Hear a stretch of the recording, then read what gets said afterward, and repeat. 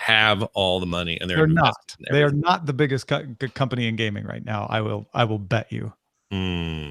Where did I see this? Hold on. 10 cent. They might have the most number of investments. I don't know. Anyway, anyway, that's interesting. I mean, if you want to stoke up unfounded fears about your gaming companies, great. On the other hand, I think it's interesting that Rocket League is going to be an Epic game thing, right when everybody's really upset at Epic Games but loves Rocket League. So which will win?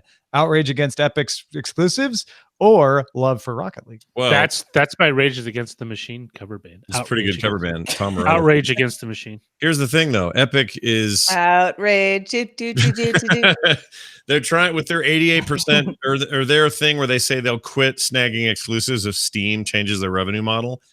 I don't know if that's right. Yeah. Like their weird attempt to try to soften things up with the players. I don't know what that is. I can't tell yet. I don't know which way that swings, but yeah, it's a weird thing. I'm sure there's all sorts of crazy outrage about that, but I don't know. That doesn't really bug me. They know how to run and support successful video games. Why not? Everybody loved Epic until they did the exclusive thing, and then it just that worm turns pretty fast. Oh yeah, it's a fast turning worm. Mm-hmm. Gamers are flipping left and right. Sometimes you need to take the anti-worm medication. You need to deworm.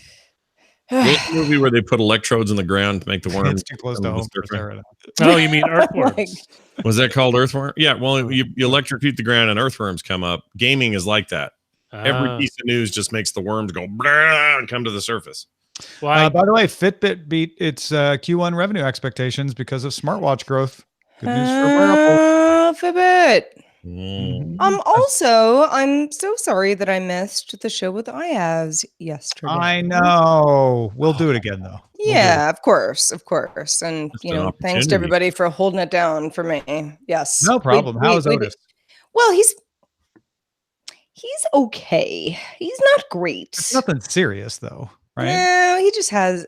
So I don't know, ear infections. Yeah, it's a dog ear infection. Yeah, he's not gonna like. No, be honest. Definitely doesn't not like taking his medication, but and Ray doesn't either because Ray's got one too right now. Yeah, I know. It's so funny. Like you were like, oh yeah, that time of year. Yeah, I guess so. I'm just so glad it's not a foxtail. Yeah, that's what you got to be careful with that because you don't want our brains. Well, but thanks to everybody for holding it down yesterday. And you betcha. Glad to be back. All right. You guys ready to do a show then? Speaking of, yeah. I am. I like it a lot. Let's do it. Roger? Yes. Right. Yes. Let's do it then. Here we go. In 3, 2.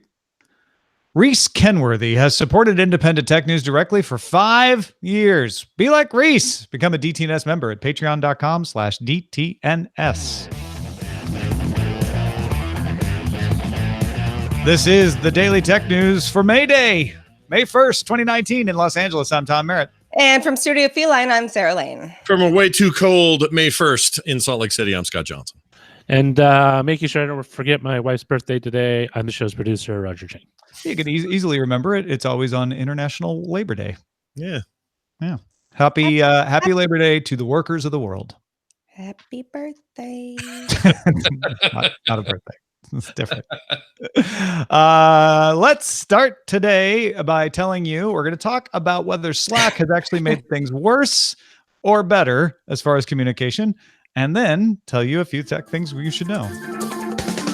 IDC estimates that worldwide Q1 smartphone shipments fell 6.6% over last year, rather. Huawei climbed back into second place by raising shipments up 50.3%, quite a jump. Vivo raised its shipments 24% and tied for fifth. Samsung stayed in first while its shipments fell 8.1%. Apple slipped into third, falling 30.2%, and Xiaomi was fourth, falling 10.2%. So lots of falls. Oppo slipped 6%, but tied Vivo for fifth.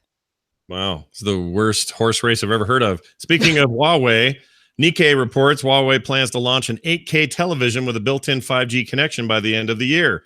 It could potentially act as a router to share the connection. The Verge notes Foxconn claims to be working on a TV with 8K, 5G, and AI to be made at its Wisconsin location, which is weirdly empty all the time. But okay, sure. 8K TVs coming to Wisconsin. 8K 5G AI with blockchain.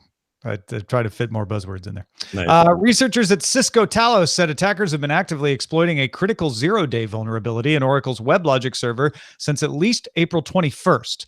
The exploit could be used to install ransomware with no interaction needed from the end users. That's what makes this bad. It doesn't require anybody to get phished or click on anything, and it's actively being exploited. It just requires an HTTP connection to a vulnerable server. Oracle released an emergency patch on Friday. So, public service announcement. If you're working at an organization that runs WebLogic servers, make sure they're patched. Google said it will roll out a new feature in the coming weeks that will let users choose to automatically delete location history and web and app activity. You'll be able to choose to have the data deleted every 3 months or every 18 months. Oh, a little more control. I like that. Google revealed details about a new customer service AI named CallJoy. It's kind of the opposite of Duplex. It's for a business to take incoming calls with an AI. It can answer questions like business hours. It can text URLs for things that could be done online. Like, oh, we have that available online. Would you like me to text that? And the AI will text you something. And it can refer customers to human operators as well. You have to use a new phone number if you're a business that wants to take advantage of CallJoy, and it can only be linked to a single location. Google will charge $39 a month per line. Let's talk a little bit about what happened yesterday at F8, Scott. Well, F8, everyone's favorite keyboard key, and the chance for Microsoft to get up and talk about Facebook.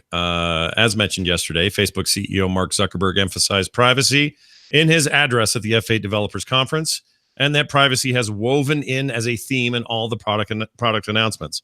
The Verge's Casey Newton points out that Zuckerberg did not discuss why. I think I know.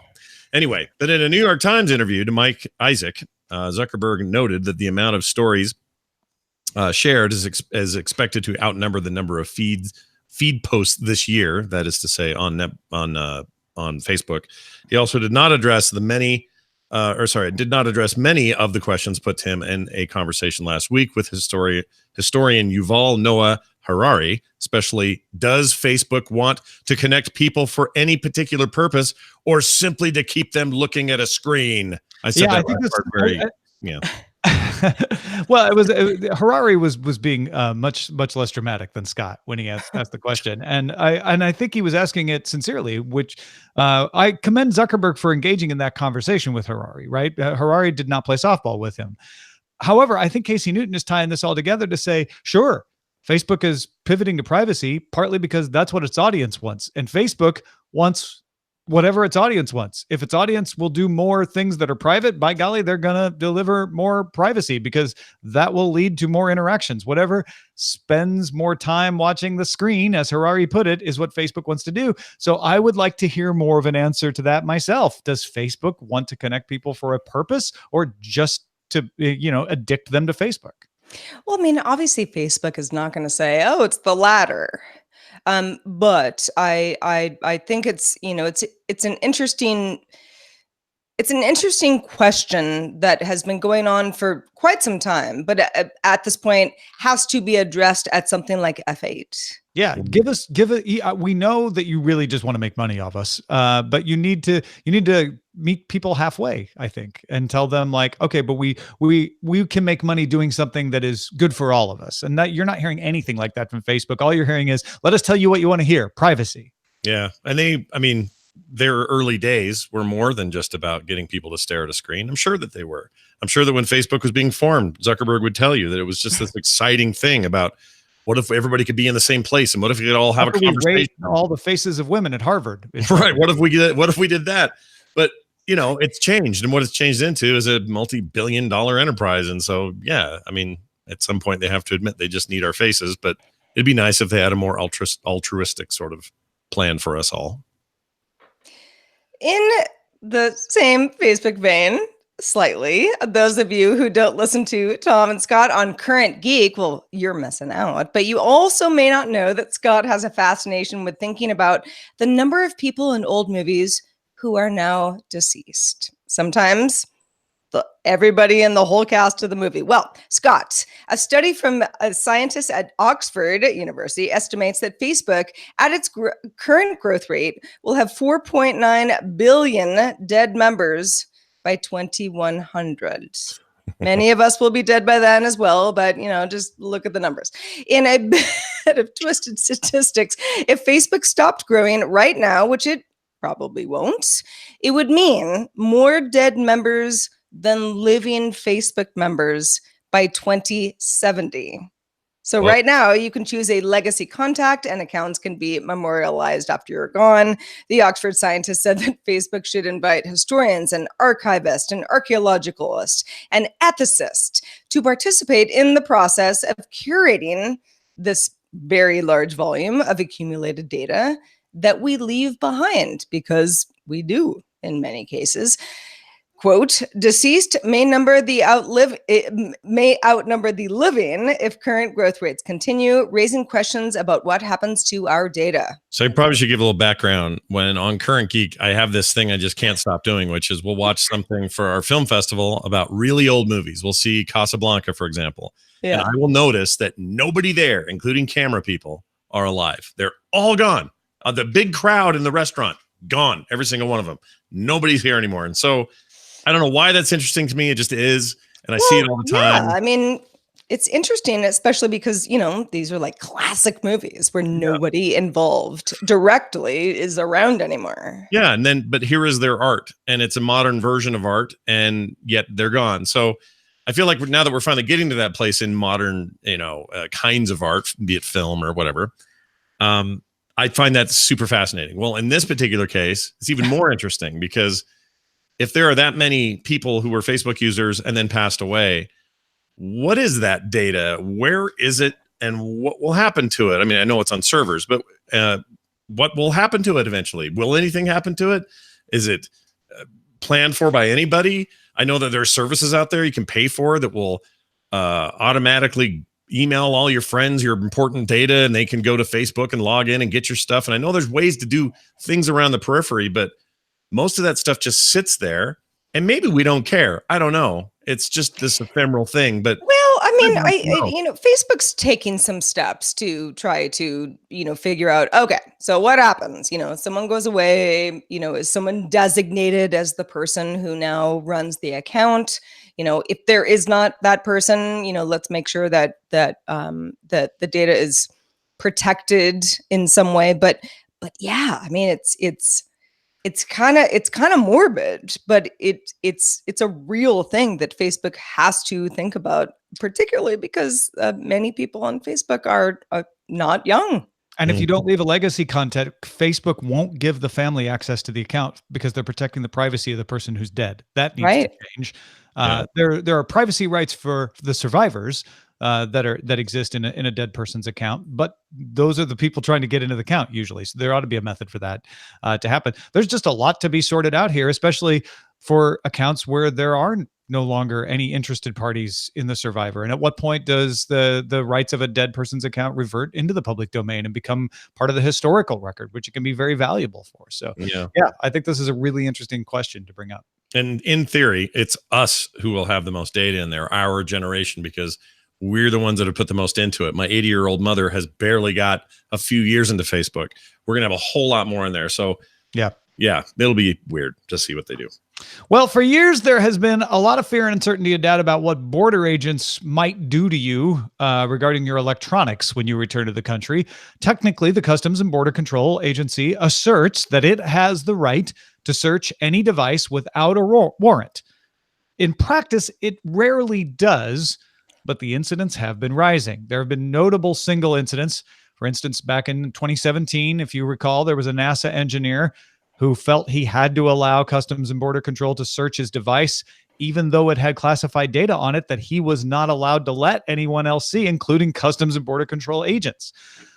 Tuesday, the Electronic Frontier Foundation and the American Civil Liberties Union asked a federal court to rule without trial that the Department of Homeland Security should disregard the First and Fourth, that the Department of Homeland Security does disregard the First and Fourth Amendments, and that's wrong. And they're asking for a preliminary ruling, saying like you should just summary judgment say, look, this policy disregards the First and Fourth Amendments. You should stop this policy of searching devices without reason, without cause, without warrants.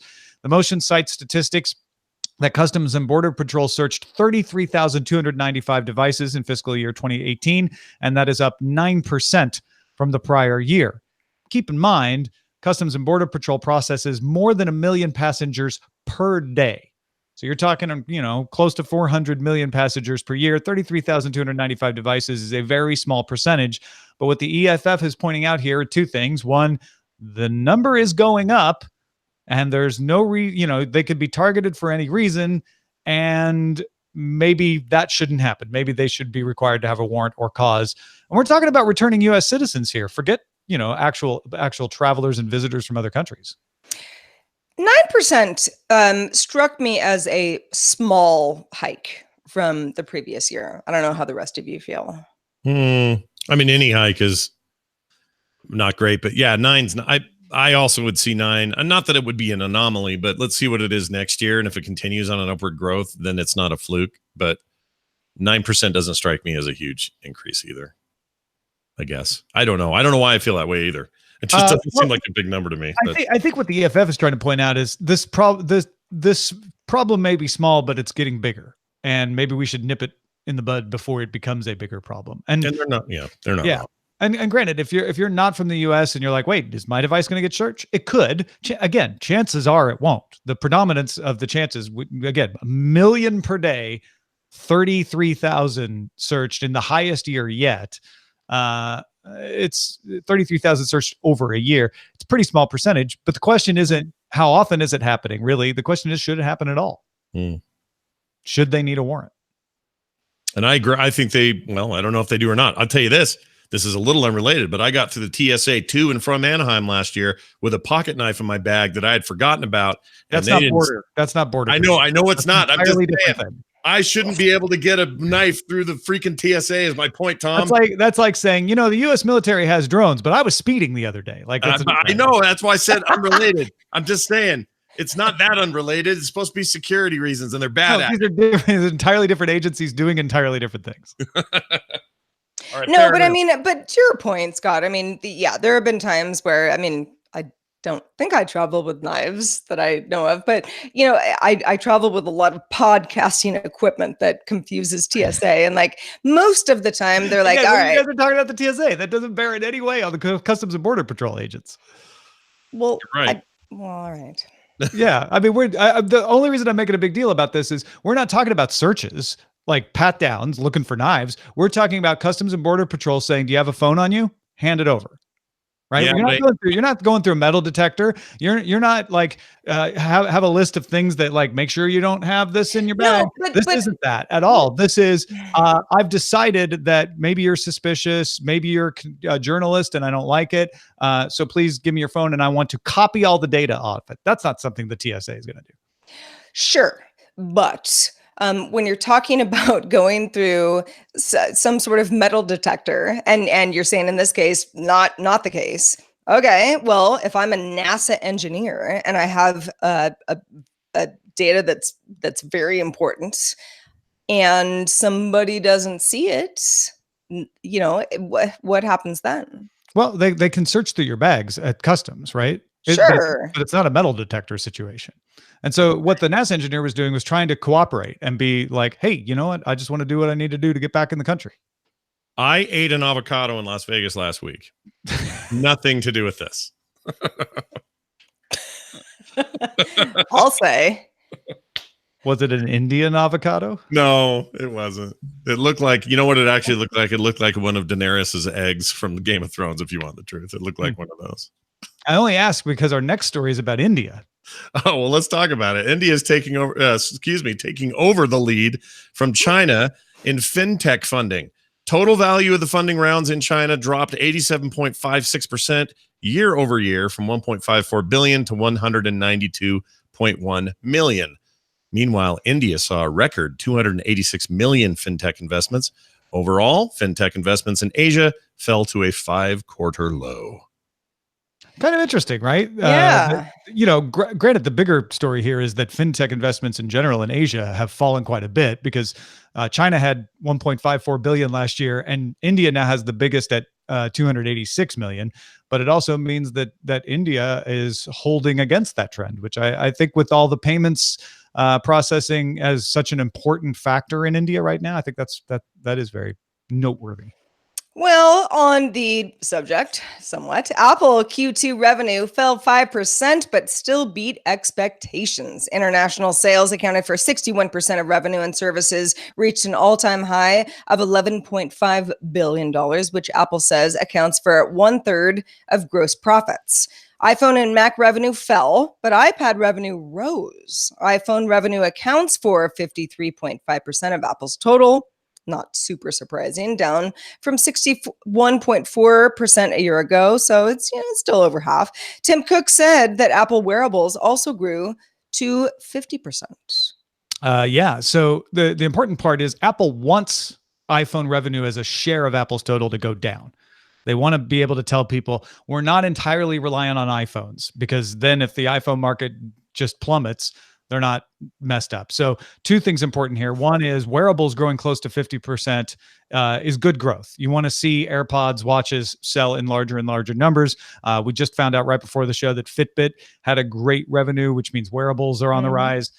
So a great revenue earnings report. So that's good. And the other thing is seeing services as 1/3 of gross profits. Now, 11.5 billion is nothing to sneeze at. It's still not like all the services they have still don't really make up for iPhone revenue, but at least it's headed in the right direction. So my summary here is Apple's earnings report, not good enough for you to say Apple is safe, but not bad enough to say that Apple's in trouble. Yeah, fair enough. Also, it's cool to see iPad revenue on the rise. I'm a little bit biased right now because I think it's the best art tool in the business and artists are loving it. And I don't think that's the reason necessarily for that rise, but it's a selfish reason because it means that's a healthy space. I think it probably is. It might be, honestly. Yeah. It might be. I mean, also there's a lot of choice now in that line that there didn't used to be. You can kind of get one that fits your needs the best. And also there's a good price range for those who are trying to be a little less spendy. And also there's sort of top end. So I think they're just handling the tablet market for what it is. They're handling it better than they have in the past. And that's really good for guys like me who have found a reason for that thing to exist in their lives. So good for them. Hey, folks, if you want to get all the tech headlines each day in about 5 minutes, be sure to subscribe to dailytechheadlines.com. Now, interesting story from Recode today, and also republished on Vox.com, that IDC estimates team collaborative apps is a 3.5 billion market set to grow 70% in the next 3 years. And this could be bad for productivity. By team collaborative apps, we mean Microsoft Teams, Slack, Google Hangouts Meet, Google Hangouts Chat, Facebook Workplace, any of these systems that are designed to replace email so that you don't have to waste your time with email. We've made things better by giving you Slack or Teams or Workplace. All agree these apps should improve productivity, but Recode's Ronnie Mullen notes that those hopes seem right now similar to open floor plans, which, by the way, everybody has started to realize open floor plans don't help productivity. But the idea with an open floor plan was, we'll break down hierarchies, we'll spark chance interactions and innovations. And that's kind of what Slack and the like are supposed to do. A company called Time is Limited estimates that employees at large companies send more than 200 messages per day, and that power users of these collaborative apps can send 1,000 or more messages a day. And that's additive, not replacing. In some ways, team software has sucked out some of the frivolous communication, emojis and memes and stuff, leaving email the place for thoughtful communication. But essentially, the same amount of communication is happening. Rescue Time says chat is now the second most common computer activity after email, and the total time spent communicating has remained the same over the past 6 years. Worth noting here that distractions like notifications that you've got a Slack message reduce your productivity. Because it takes time to return from a distraction and get back to work. That multitasking has basically been shown to be a myth, that at best it's equal to not multitasking if people who are really good at it. And for most people, multitasking makes you worse at a job because you can't focus. So what are the solutions? Well, Microsoft is adding some templates to optimize Teams. Slack kind of nudges you to be optimizing your settings if it notices some behavior, but it could be better at that. But basically, workplace culture and training are the things that are missing. The workplace culture demands that you respond to these things, and you're never trained on how to use them responsibly. Sarah Peck, founder and executive director of Startup Pregnant, is quoted in this Recode article as saying, "We don't have a technology problem. We have a boundary problem. It doesn't matter if it's email or text message. We really suck at boundaries and suck even more at communicating them." Letting people know that, oh, well, if I don't respond to you, it's because I'm not working right now. That's pretty interesting. It's I feel like it came around and I was on board. I went, ooh, this is a cool idea. This means I'll spend less time looking through fewer emails. Yes, cool. it seemed like the world was going to change in the right direction. And it kind of does in some ways. What I have is nice, organized, collaborative chat rooms, really, is what I've got now. And those are great because if everyone's paying attention and on board, especially if they're all there at the same time, that's a great way to get stuff done because we're all paying attention, we're looking, we're listening. But if there's chunks of time between when you respond, like email, it's not much better than email. And so what I found is email's still a thing. And in fact, for the more official stuff I do, it's almost always email. And then the work stuff I do is on Slack. So I've just got this other avenue to communicate with those I have to work with or need to work with. And I don't actually save any time. If anything, I've made it possible for me to do more. And that's often what we do.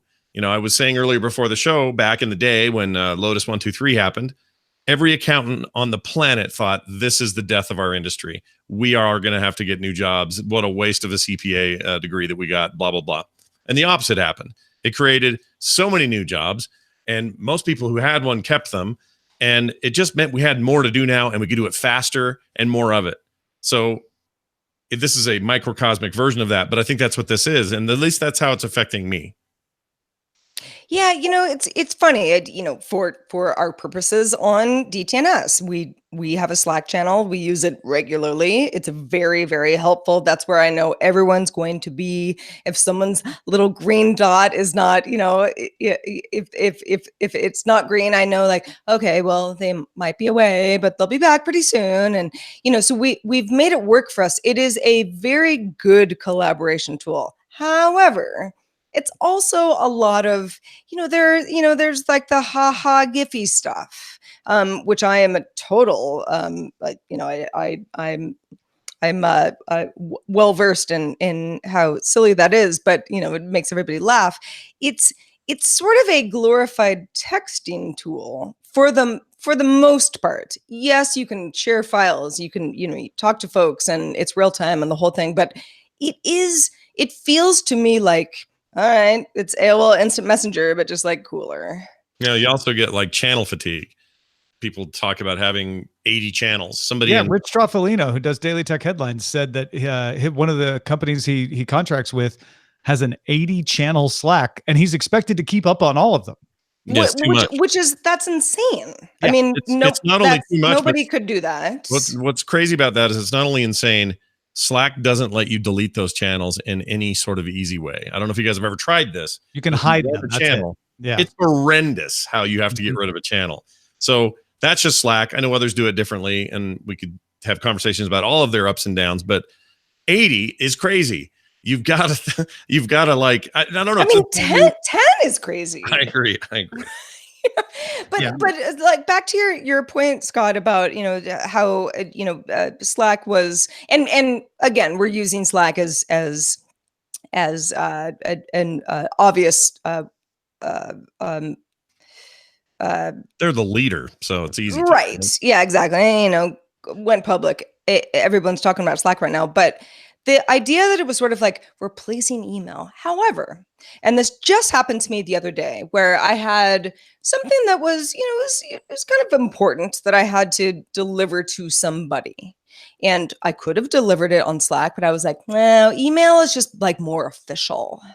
So I feel like there is no replacement of email. It's more of just like Slack is where a lot of stuff happens, but email is still like the king in certain situations. Yeah, I said this when we were prepping for the show, but it reminds me of freeways where people say, oh, there's too much traffic on the freeways. We need to add some lanes. They add some lanes and more traffic uses the freeway because there are more lanes now. Like, it doesn't solve congestion. It increases traffic. That's a proven thing.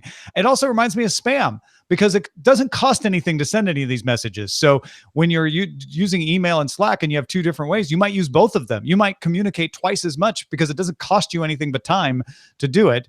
And there's a lack of visual cues. I get where Slack is like, oh, it's immediate. That's different than email. Email, somebody doesn't respond to, but I want somebody to respond to right away. Whereas if you were in an office, you'd walk up, and if you saw the door was closed or you saw that the person was really busy, you might hold off and wait until they were free to interrupt them. Whereas with Slack, you can't see that. So you're just interrupting them all the time.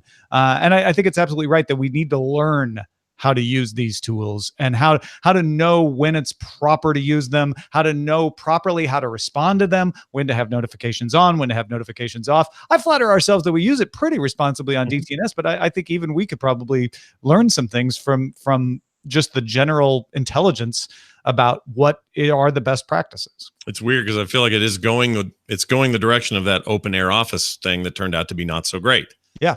It'll have to be dialed back because right now Slack is sort of like, come on in, use it how you wanna. We got these cool plugins, but you don't need them if you don't want. Like, we're all just here. Like, that attitude is great because it means we can sandbox for a while. But I do think we're getting to the point where we're gonna have to start putting borders and figuring out what those borders are. Yeah, for sure. Thanks to everybody who participates in our subreddit. You can submit stories about Slack or other workplace apps or anything else that you like, and then vote on others at dailytechnewsshow.reddit.com. We're also on Facebook, facebook.com/groups/dailytechnewsshow. What's in the mailbag, Sarah? Corey in Boston wrote in. Corey works in application security and code analysis for large contractors and reminds us the UK's Huawei Oversight Committee published a 46-page report this year, Corey says, I read it, with details of their multiple years of code and architecture reviews. The first is that the committee did not find evidence of intentional backdoors. However, they raised specific, articulate concerns about how downright terrible the Huawei code was. The report details out of support libraries with known vulnerabilities, extensive unsafe memory handling, different firmware versions on the same hardware, and all functions that allow for buffer overflow attacks. On top of all of these numerous, literally several hundred, as Corey says, problems, Huawei largely did not fix the issues that the technical auditors found last year or even the year before that.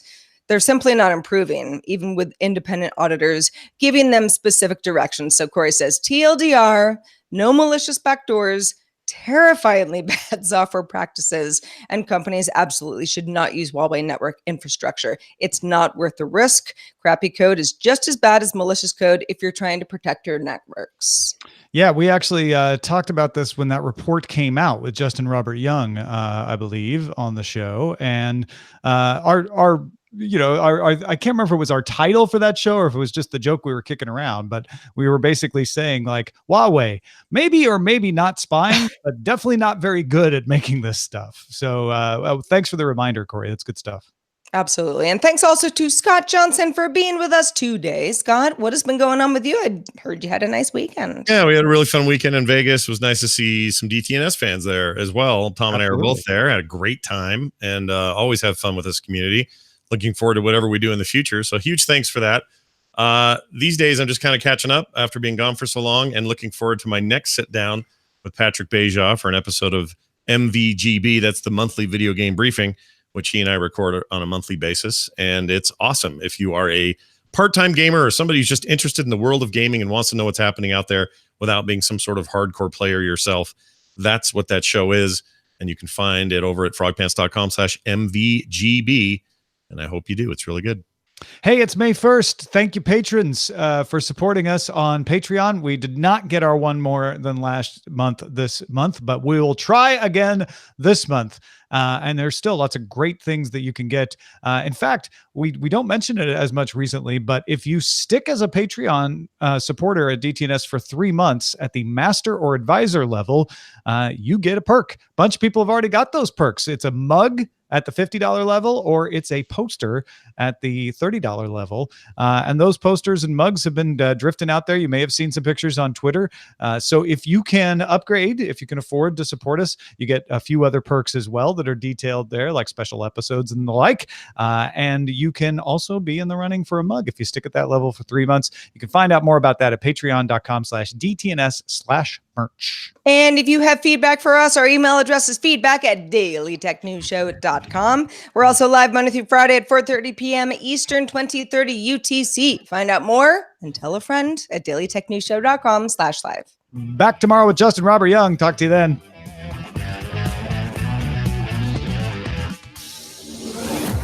This show is part of the Frog Pants Network. Get more at frogpants.com.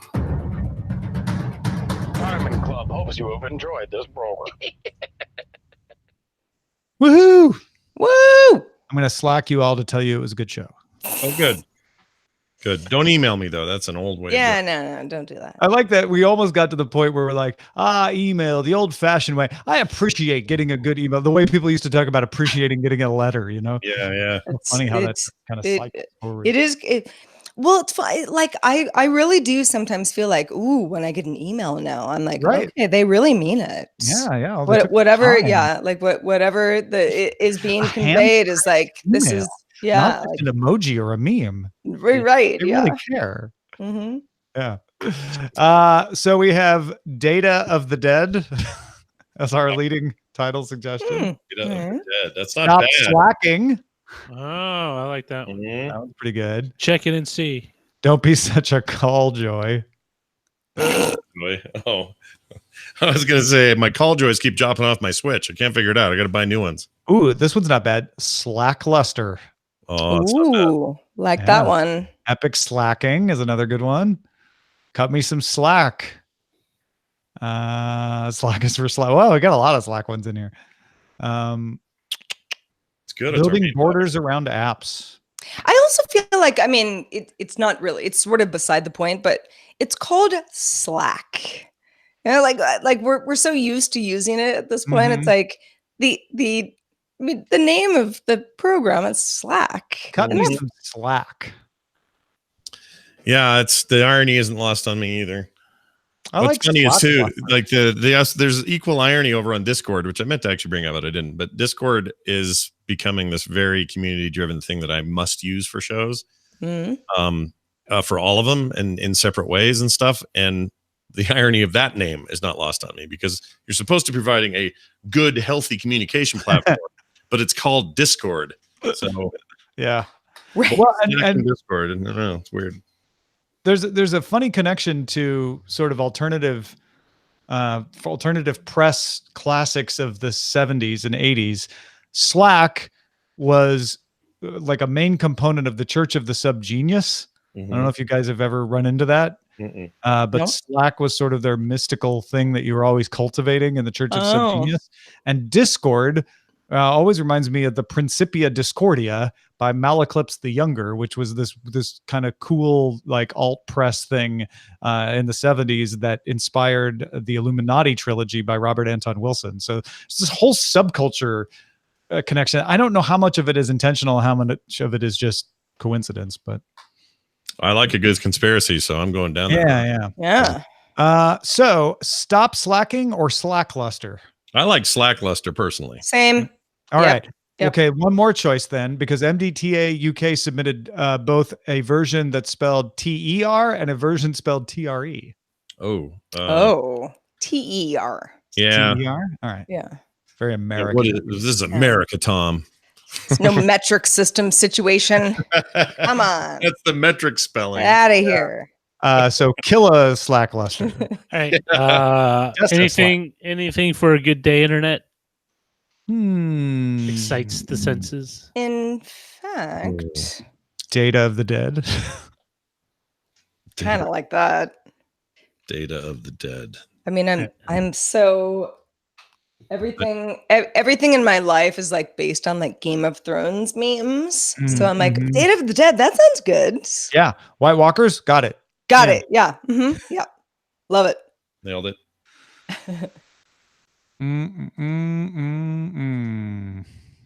Yeah. So if you watch our videos and you like watching them live, particularly,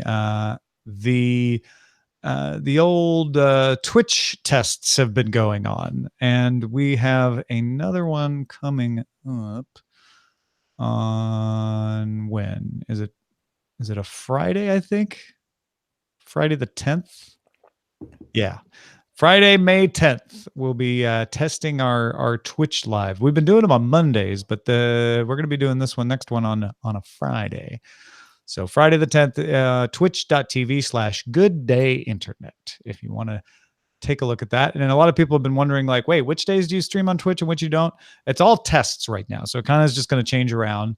But the idea is hopefully by June, we'll be ready to flip the switch and do our live stream in Twitch. So mark your calendars.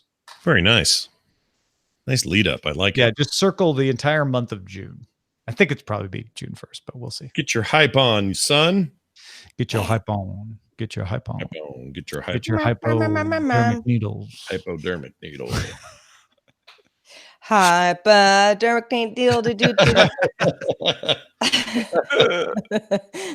It's just so catchy. Also, we got a hot-blooded thing going on. I heard Roger doing. So yeah, everything's working.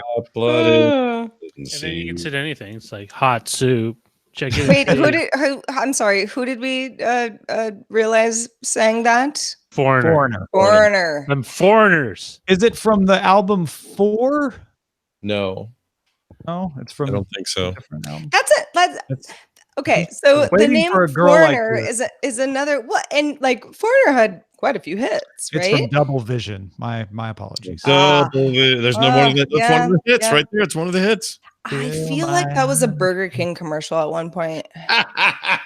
Hot blooded, hot burgers. No, chicken Double and Vision. cheese. Oh, double vision, like double vision. You'd see a double burger. Yeah, I remember this too. I have a memory. yeah. Sarah's not wrong. But it's also like I assume, and perhaps incorrectly, that everybody in the group Foreigner was American. So what? Like where do you kind of go? Like, you know what? That's it. We're Everyone in Foreigner. the band Asia wasn't Asian. Well, exactly, right? I mean, but it's also like, everyone from the band Chicago. I think they were from Chicago. And then there's Boston, and then there's Europe. Kansas. They were all Swedish. So right, technically, but it's like it's Missouri. There's a band named Missouri. is there? Kansas. Same era. Yep. Kansas blowing in the wind. All we are is dust. Ah, love that song. Wonderful song. That was like prog rock. Moving on is the I like prog rock. song. Right, because you don't want unprogressive rock. No. Well, You want prog rock. Progressive rock was a very specific genre, right? Wasn't it? But supposed what?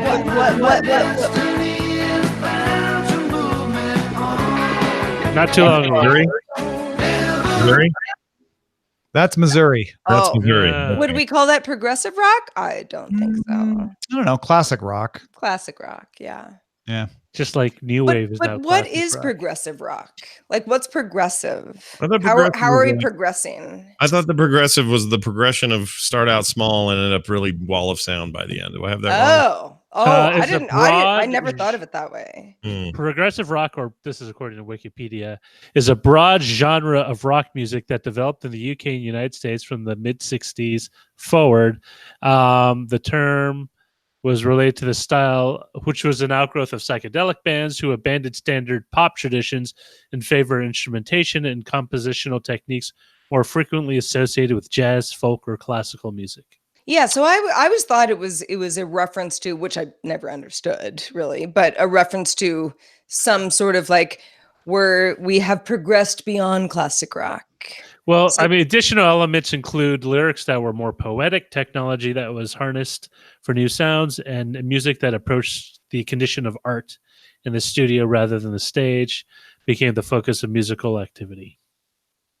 So where does Rush fit into this? Prog rock. I would call them prog rock. Yeah. Yeah. That's Yeah. what I By always. the way, we'll still. I just want to interject this for Yeah, those who are wondering. We will still upload our videos to YouTube. The YouTube channel on Daily Tech News Show is not going away. I see a few people panicked about that. It's only the live that would switch to Twitch in June. As for progressive rock, yeah, I mean, pop had a formula. If you were against the formula, you were being more progressive about music. That's how I always took it. Oh, Yeah. I think Yeah. I have it wrong. I thought it was like a specific structure of song. Mm-hmm. Which, Like, I mean, there might be something to that too. I Where's just that- never you thought know of it that way. that song that goes, "My Maserati goes 185." I can't think of the name of the guy. It's Rush. Oh no, you're No. thinking. I know what you're. I know what you're Joe. talking. I used to think it Oh, was no, a that's Steve not Miller band, but Rush. it's not. It's not. It's not. It's No. Mer, mer, mer, mer, bo, bo, bo, bo. yeah, but then it got and it got like really weird. Oh, different. Who sings that? It's I can't the think of guy who from it the is. Eagles.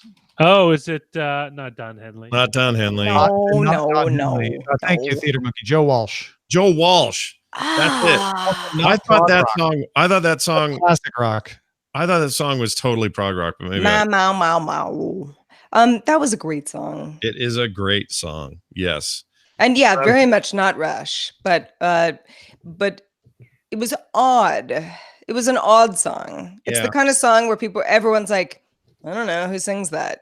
Without the internet, would we be able to answer that question? No, right now? there used to be that one guy you would always go to. He would either be at the counter of a coffee shop in a bar, or just like one of those guys who just mill around a record store. But they would have an encyclopedic knowledge of music. Yeah. Other Yeah. names for progressive rock are art rock or symphonic rock. So I Art think rock. yeah, that indicates that it's about changing up the formula and doing things that are unexpected. Mm-hmm. Well, I liked a song like that Joe Walsh song. The reason I like it is it feels like it's telling me this Story. and then it has like emotional dips and highs Also, that you don't. Really certain it's not considered progressive rock. But yeah, I think you're right. But it's something else then, and I don't know what to call it. But I love that kind of music. And Rush did it. Pink Floyd did that a lot. I don't know what it is. Years in Chicago, early Moody Blues, Yeah, there's something there that I don't know what to call it, but I love it. King Crimson. King Crimson. Mm-hmm. Tom Good knows stuff. it's King Crimson. What? I don't know. You don't? Oh, you don't know King Crimson? No, I know that.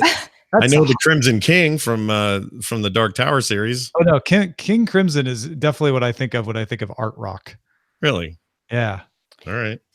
The Joe Walsh song where he says like, I go to parties, stay until 4. Like the first time I heard it, I was like, stay until 4.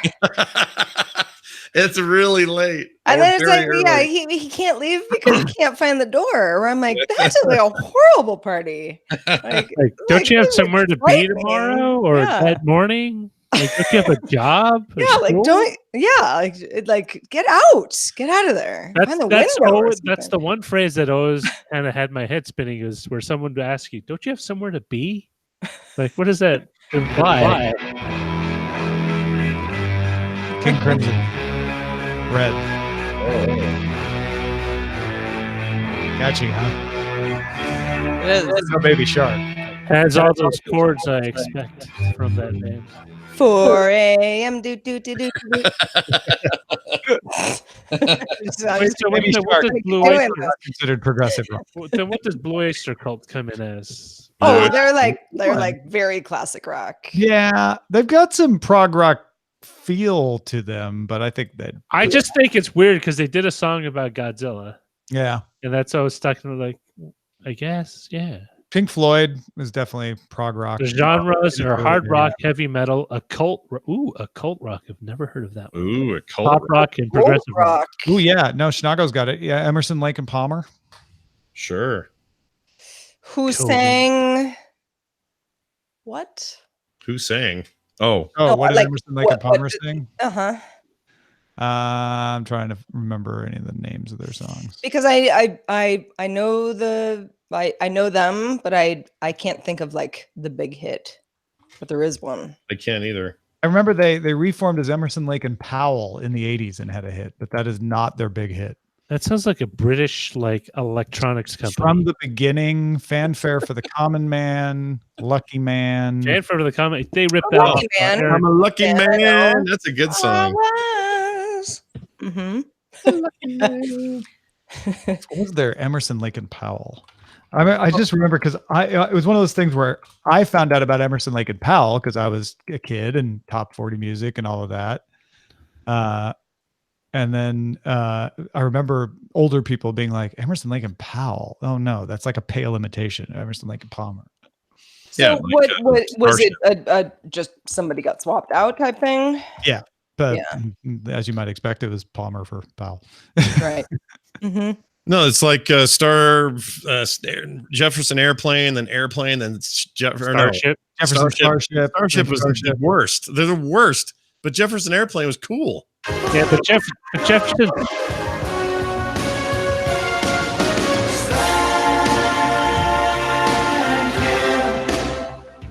That I don't know that song. 80s, man. Emerson, Lake and Powell. Jefferson Starship was, I still think, the poster child of selling out and becoming a corporate rock band. A friend of mine, her dad was in it's sort of a local band. You know, they played at like bars around, you know, where we lived. A dad band? You know, it's kind of a dad band, yeah. And you know, it was always, you know, 10 people who might be in there, and we were all too young to even go because they were bars. But he was obsessed with the band Yes. Oh, I love Yes. Yeah, yeah. Classic Yeah. example of prog rock for sure. Total prog rock. Yeah. Like I remember him, you know, and he would kind of like be like, you don't even know how they break down like the guitar and blah, blah, blah. You know, we were like, whatever. Concept album. Whatever. Lonely Heart. Great song.